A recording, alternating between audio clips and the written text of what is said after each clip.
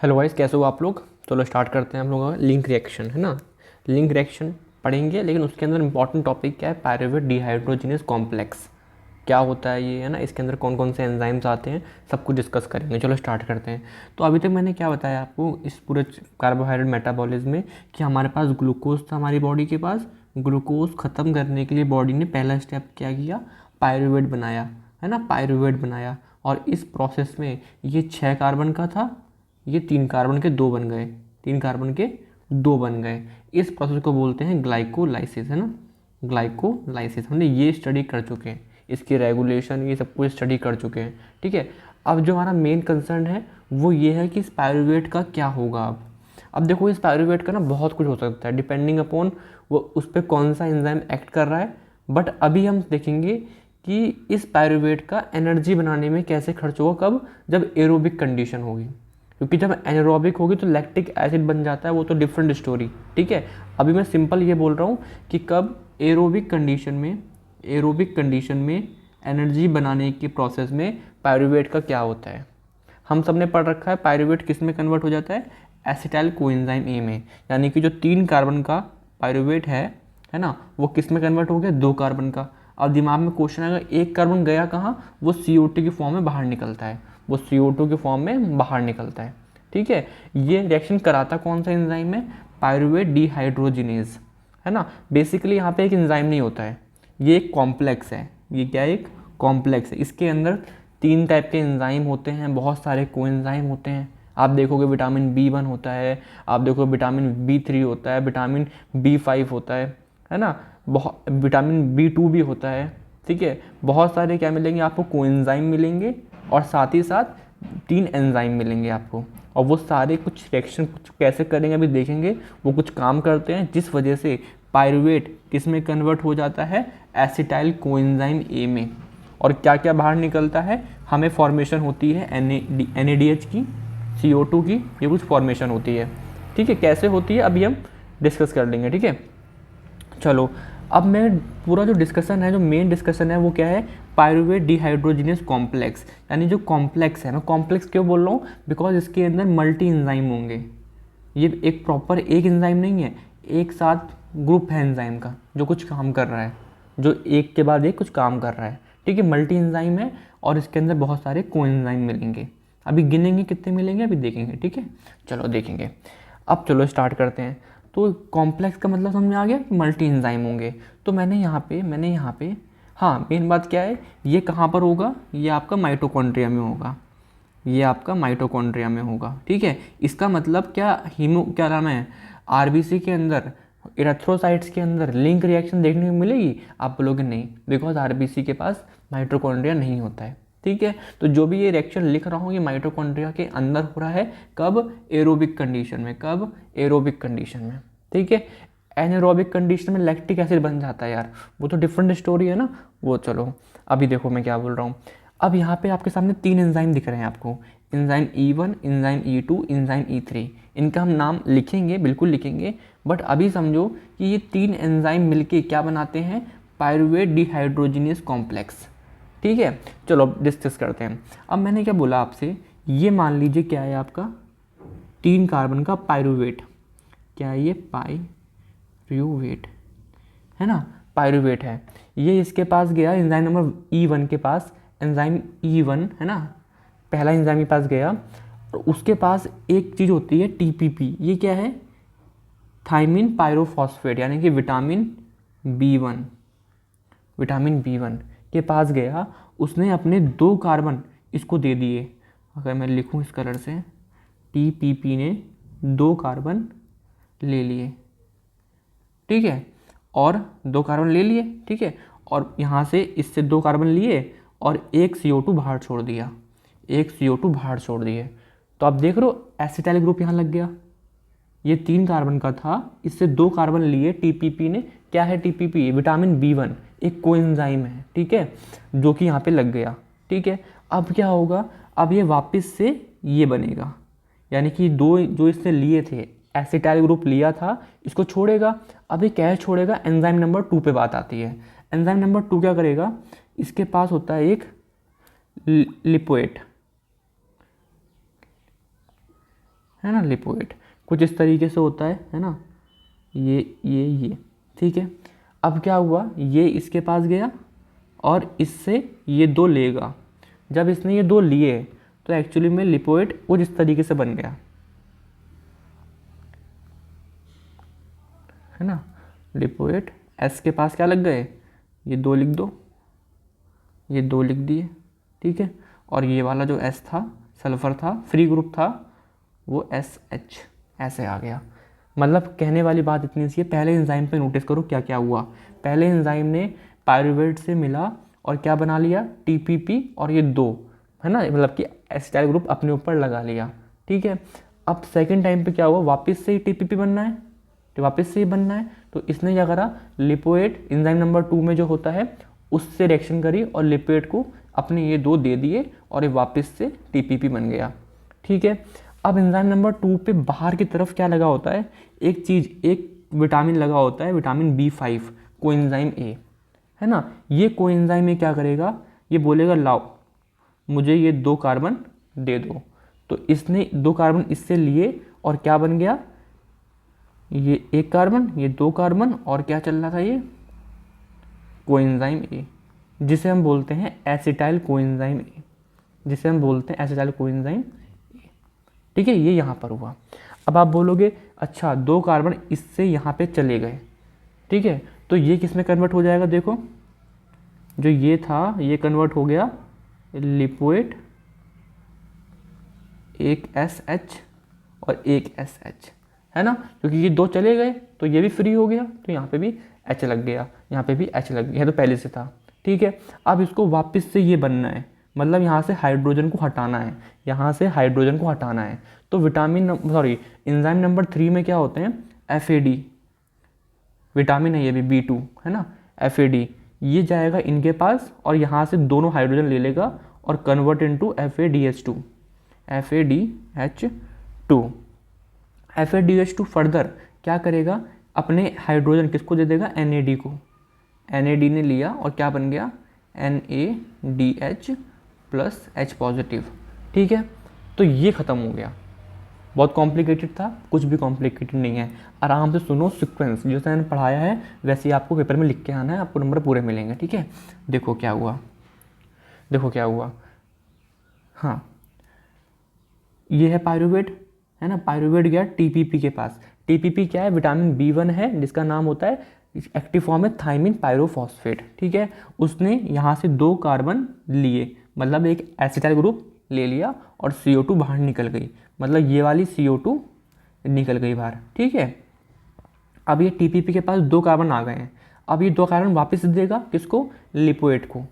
जब इसने लिए 2 कार्बन तो टीपीपी वापस से नॉर्मल हो गया, वापस से नॉर्मल, देखो 2 चले गए वापस नॉर्मल हो गया।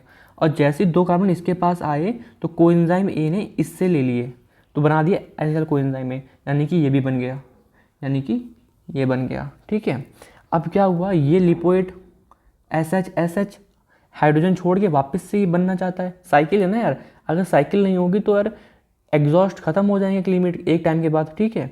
अब क्या होगा, हाइड्रोजन, इसका हाइड्रोजन लिया, इसका हाइड्रोजन लिया और FAD से FADH2 बन गया, ठीक है। तो सल्फर के बीच में बॉन्ड लग गया, ये वापस से ये बन गया, वापस से बन गया, और FADH2 ने क्या दे दिया, NADH दे दिया, यानी कुल मिला के NADH भी बन गया।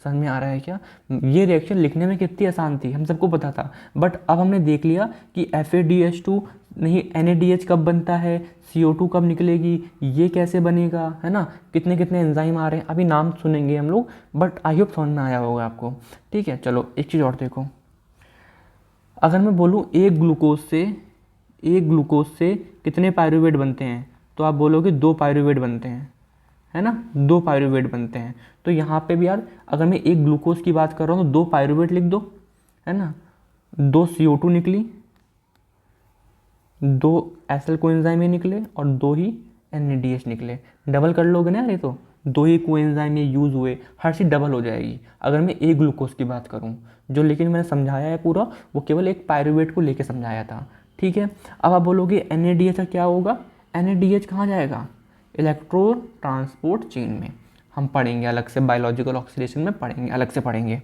ठीक है। ये हो गया। अब चलो इन एंजाइम के नाम सुन लो एक बार, जो पहले वाले एंजाइम का नाम है उसका नाम होता है पायरुवेट डिहाइड्रोजिनेज। आप बोलोगे अरे ये क्या है, सेम, हाँ बिल्कुल सेम, लेकिन ये कॉम्प्लेक्स है और उस कॉम्प्लेक्स का पहला एंजाइम का नाम भी सेम ही है ना, सेम ही है। सेकंड वाले का एंजाइम का नाम क्या है, डाईहाइड्रो, 2 हाइड्रोजन थे, एक लिपो था, लिपोएमाइड, और उसमें क्या था, एसिटाइल ट्रांसअमीनेज, ट्रांसफिरेज, इसका ऐसा का ट्रांसफ़र हो रहा था, ठीक है। अब इसका नाम क्या होगा सोचो, डाईहाइड्रो लिपोएमाइड डिहाइड्रोजिनेज, बिकॉज यहाँ पे एसिटाइल ट्रांसफ़र हो चुका है पहले ही, यहाँ पे केवल आपका हाइड्रोजन का ट्रांसफ़र हो रहा है, डिहाइड्रोजिनेज।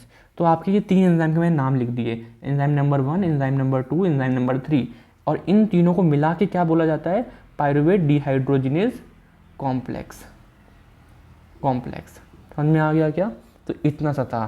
पेपर में बहुत इंपॉर्टेंट क्वेश्चन है ये, मुझसे पूछो कि इंपॉर्टेंट है, बहुत ज़्यादा इंपॉर्टेंट बताऊंगा मैं इसको, है ना, मतलब आता है ये, पूरे साल भर में बहुत से पेपर होंगे आपके, कहीं ना कहीं ये पक्का आएगा, ठीक है। अब देखो रेगुलेशन एक छोटी चीज़ है, वो देख लो, रेगुलेशन सिंपल सी बात है। अगर मैं बोलूँगा आपसे है क्या ये, ग्लूकोज है, ग्लूकोज से क्या बनता है, पायरुवेट से क्या बना अभी हमने देखा, एसिटाइल कोएंजाइम है, एसिटाइल कोएंजाइम से क्या बनेगा, आप बोलोगे टी क्या नाम है, क्रैब साइकिल में जाएगा, नेक्स्ट वीडियो में डिस्कस करेंगे ये। फिर क्या होगा, इलेक्ट्रोस ट्रांसपोर्ट चेन में गए सब लोग, है ना, और क्या बने बहुत सारे एटीपी। तो एटीपी एरो के इस साइड आ रहा है ना, यानी ज़्यादा एटीपी बन गई तो एटीपी बोलेगा मत हो, तो एटीपी क्या करेगा, इसको रोकेगा कि भाई मत हो, एटीपी रोकेगा, NADH रोकेगा, क्योंकि NADH बन रहा है। तो जो चीज़ बन रही होती है, प्रोडक्ट जो होता है वो रोकता है एंजाइम को, जो इस साइड होंगे वो सपोर्ट करेंगे, ठीक है। तो इस तरीके से हमने देख लिया। अब देखो एक क्लिनिकल केस आता है, बहुत इंपॉर्टेंट है, बहुत ज़्यादा इंपॉर्टेंट है, क्वेश्चन आता है यहाँ से। क्लिनिकल का नाम क्या है, वेर्निके-कोरेसॉकोफ सिंड्रोम, ठीक है। ये एक्चुअली कुछ भी नहीं है, विटामिन B1 की डिफिशियंसी की वजह से होता है। अब विटामिन B1 हमने कहाँ पढ़ा, अभी हमने पढ़ा ये, है ना, यानी कि पायरुवेट डिहाइड्रोजिनेज कॉम्प्लेक्स में विटामिन B1 आता है। तो यानी कि विटामिन B1 अगर नहीं होगा तो ये वाला स्टेप, कौन सा वाला, ये स्टेप नहीं हो पाएगा। अगर ये स्टेप नहीं हो पा रहा तो ये नहीं हो पाएगा, ATP नहीं बनेगी, मतलब हमारी बॉडी के अंदर, किसी की बॉडी के अंदर ATP नहीं बन रही है। अब बताओ, ATP एक एनर्जी करेंसी है, उससे हमें एनर्जी मिलती है, तो इम्पॉर्टेंट तो है ना यार वो। चलो देखते हैं। तो एक्चुअली इसमें 2 चीज़ें होती हैं, एक होती है वर्निक इंसेफेलोपैथी, ब्रेन की कोई डिसीज़ होती है, ठीक है, फिर उससे बन जाती है क्या, कोरेसकॉफ सिंड्रोम। इन दोनों को मिला के बोलते हैं हम वर्निक कोरेसकॉफ सिंड्रोम, है ना। ये 2 चीज़ें होती हैं, क्या डिफरेंस है अभी देखते हैं। जो ये वाली चीज़ है, इसमें भी विटामिन B1 की डिफिशियंसी होती है और इसमें भी विटामिन B1 की डिफिशियंसी होती है, बट डिफरेंस क्या है, ये एक एक्यूट कंडीशन है। एक्यूट कंडीशन मतलब कि ये स्टार्टिंग फेज़ है, यहाँ पर रिकवरी करना पॉसिबल होगा। यहाँ पे अगर प्रॉपर ट्रीटमेंट मिला, प्रॉपर डाइट मिली, प्रॉपर B1 विटामिन मिला तो रिकवरी करके वापस से नॉर्मल हो सकते हैं। बट एक बार अगर इसको इलाज नहीं करा और छोड़ दिया ऐसा, तो ये क्रोनिक कंडीशन अगर बन गई तो इसका इलाज होना नामुमकिन है, ठीक है, फिर इसका इलाज नहीं है, ठीक, समझ में आ रहा है क्या। तो कोरेसकॉफ क्या है, इसका ही एक लॉन्गर वर्जन है। डिफरेंस क्या होगा अभी देखते हैं। इसके अंदर विटामिन B1 मतलब कि वर्निकन इंसेफेलोपैथो के अंदर, जिसमें एक्यूट कंडीशन होती है, नया किसी को विटामिन B1 डिफिशियंसी हुई है, तो उसके अंदर हमको एक ट्रायड दिखता है, मोस्ट फेमस ट्रायड क्या होगा, ऑप्थेल्मोप्लेगिया, मतलब कि क्या, सिंपल सी बात है, जो मसल्स की क्रेनियल नर्व होती है 6, है ना, एब्ड्यूसेंट, तो वो ख़राब हो जाती है, जिस वजह से क्या होगा, आपकी मसल्स की होती है ना, आई मसल्स, वो वीक होना शुरू हो जाएंगी, ठीक है। आपके अटैक्सिया, गेट, चलने में थोड़ा तरीका अलग अलग होगा, है ना, ग्लोबल कन्फ्यूज़न, थोड़ा सा दिमाग कन्फ्यूज़ रहेगा, ठीक है, हल्का फुल्का। तो ये जो 3 चीज़ें हैं, ये किस में देखने को मिलती हैं गाइस, आपको ये देखने को मिलती है वर्निक इंसेफेलोपैथी। लेकिन अगर इसका इलाज नहीं कराया गया, इसको ट्रीटमेंट नहीं कराया गया, तो अगर ये क्रोनिक बन गई तो क्या बोलेंगे, कोरेसकॉफ, जिसके अंदर हमें एमेनेशिया देखने को मिलेगा, मतलब मेमोरी लॉस, हमको मेमोरी लॉस देखने को मिलेगा। तो यार ये बहुत इंपॉर्टेंट डिफरेंस है कि यार अलग अलग चीज़ें होती हैं। ये वर्निक एक एक्यूट कंडीशन है, कोरेस्कॉफ एक क्रोनिक कंडीशन है। वर्निक कंडीशन को हम ट्रीट कर सकते हैं, लेकिन अगर कोरेस्कॉफ कंडीशन बन गई एक बार वो कोरेस्कॉफ, तो उसे ट्रीट करना पॉसिबल नहीं है। ठीक है, ये सब सिम्टम्स क्यों हो रहे हैं? बिकॉज एटीपी नहीं बन पा रही है। एटीपी क्यों नहीं बन पा रहा? देखो देखो कहाँ गए, ये T1 है, मतलब TPP है, विटामिन B1 है, ये नहीं है इस बार। तो यानी कि पायरुवेट से ये नहीं बन पाएगा, ये नहीं हो पाएगा, ये नहीं, एटीपी नहीं। एटीपी नहीं होगा तो बहुत कुछ दिक्कत आएगी। ठीक है, तो पायरुवेट क्या करेगा? लैक्टिक एसिड बन जाएगा, जो कि देखो ना पायरुवेट ये तो बन नहीं पा रहा है ना, तो पायरुवेट क्या बन जाएगा? Lactic acid. ठीक है, और उससे हम लोग आगे चल के पढ़ेंगे कि यार एसिडोसिस हो जाएगा। ठीक है, नर्व में दिक्कत आएंगी, बहुत चीज़ें होंगी। ठीक है, अब ये होता क्यों है? क्रोनिक एल्कोहलिज्म, कोई इंसान दारू बहुत ज़्यादा पी रहा है लंबे समय से, ठीक है, उससे क्या होता है ना, आपका जो विटामिन B1 का एब्जॉर्प्शन नहीं हो पाता ढंग से, है ना। और क्या होता है? सीवियर माल न्यूट्रिशन, है ना, B1 की डाइट में है ही नहीं, खाता ही नहीं है वो। ठीक है, डाइट में नहीं है उसकी। तो ये कुछ रीजंस होते हैं, और भी कुछ होते हैं। ठीक है, बट ये मेजॉरिटी आगे चल के हम विटामिन B1 जब पढ़ेंगे तो दोबारा से इसका डिस्कशन और अच्छे से कर लेंगे। बट मैं समझता हूँ आपके इस लेवल पे इतना मोर देन इनफ है। क्वेश्चन आएगा, आप ये पूरा लिख के आ जाओगे, प्रॉपर अच्छे नंबर मिलेंगे आपको। बायोकेमिस्ट्री में ये नहीं देखते कि पेज कितने भरे हुए हैं, जस्ट आपने कंटेंट लिखा है, सही है, नंबर मिल जाएंगे आपको। ठीक है, तो ये आपका पूरा होता है लिंक रिएक्शन और पायरुवेट डिहाइड्रोजिनस कॉम्प्लेक्स। चलिए, थैंक यू, बाय।